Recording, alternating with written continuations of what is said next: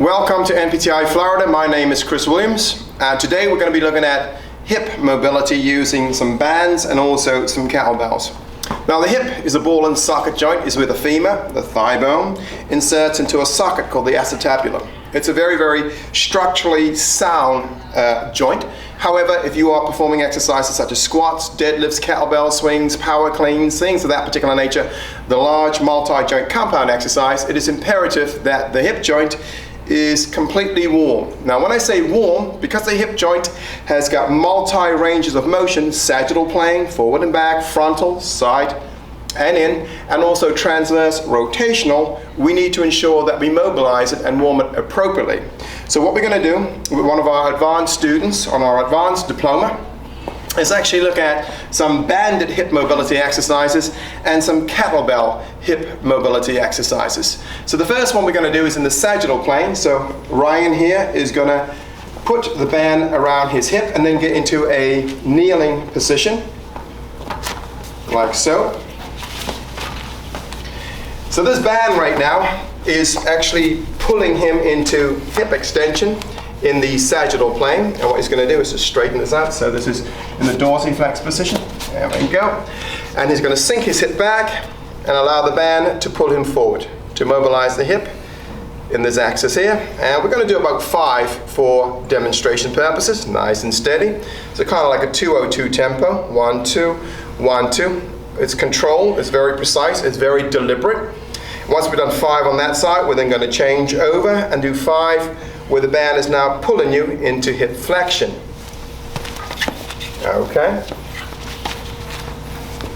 Make sure the band is anchored securely, okay, because if the band were to come loose, it could cause a bit of an accident. So secure banding, please.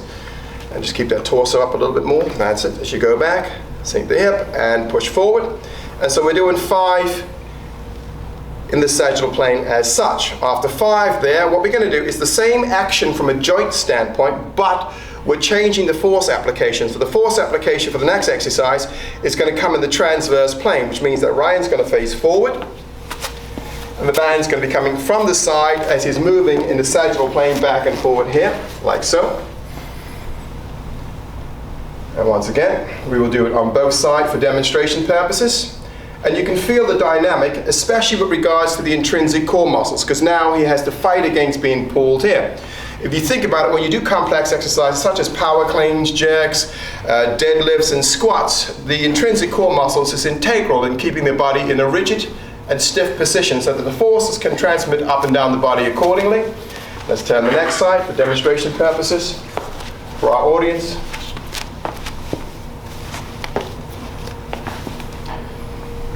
Good job, young man, and push forward.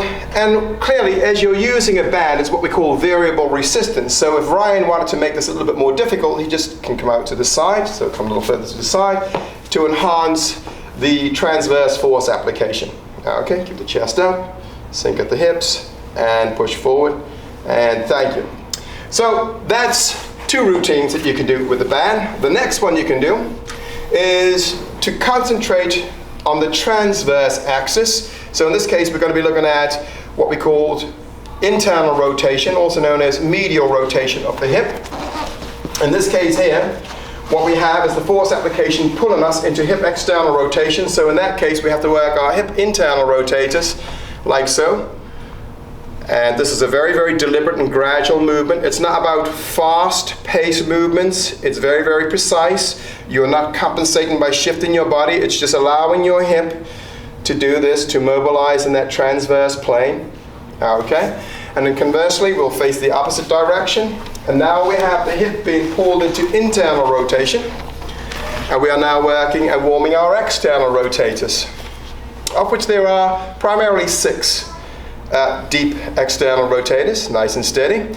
If you find the force application is too much and it's creating too much of a valgus force at the knee, then you can always go in just a little so that that knock-knee type situation is not too profound. And relax there for me. So ultimately we would do on both sides. And the last one we're going to finish with is a kettlebell shift. Okay? To get the body acclimated to a vertical load at the hip, So you will prepare your body as such. Make sure that your knee tracks in line with your toe. I'm just going to move that out slightly.